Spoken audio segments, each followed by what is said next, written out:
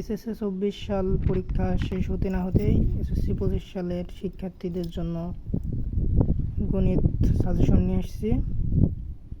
এখনও অনেক সময় আছে, তাই অনেকে বসে আছো, পড়াশোনা করতেছো না, ভাবতেছো পরীক্ষার আগে পড়বা, পরে পরীক্ষা দিবা। যারা ফাইনালি ভালো রেজাল্ট করতে চাও তারা এখনই পড়াশোনা শুরু করো।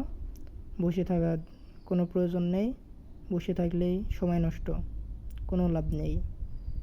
তো আমি তোমাদের আজ গণিত সাজেশন দেব, চলো দেখে আসি।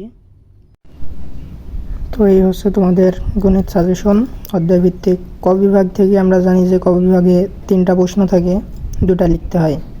এখানে আমি 3টা অধ্যায় দিছি।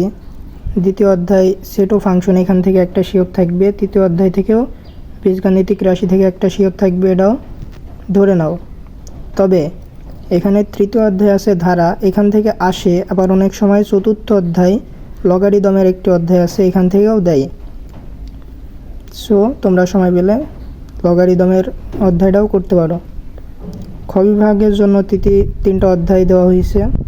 এটা জানো যে জ্যামিতিক বিভাগ, এখানে 7ম অধ্যায় দিচ্ছে ব্যবহারিক জ্যামিতি, 8ম অধ্যায় বৃত্ত, 15 অধ্যায় ক্ষেত্রফল সম্পর্কিত উপপাদ্য সম্পাদ্য। 8ম অধ্যায় বৃত্ততেও সম্পাদ্য উপপাদ্য পাবা। এরপরে গ বিভাগে আছে 3টা অধ্যায়। 9ম অধ্যায় ত্রিকোণমিতি, 10ম অধ্যায় দূরত্ব উচ্চতা।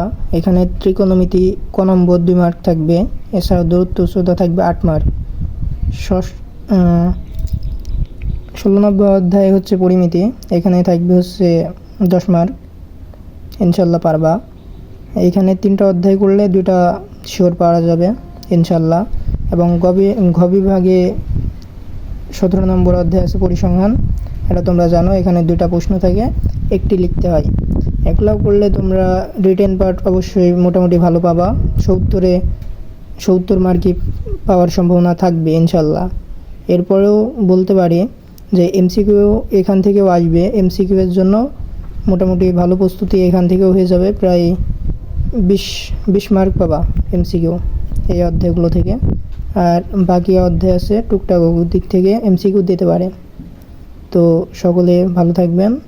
ভিডিওটা ভালো লাগলে লাইক দিয়ে সাবস্ক্রাইব করে চ্যানেলটির পাশে থাকেন। আল্লাহ হাফেজ, আসসালামু আলাইকুম।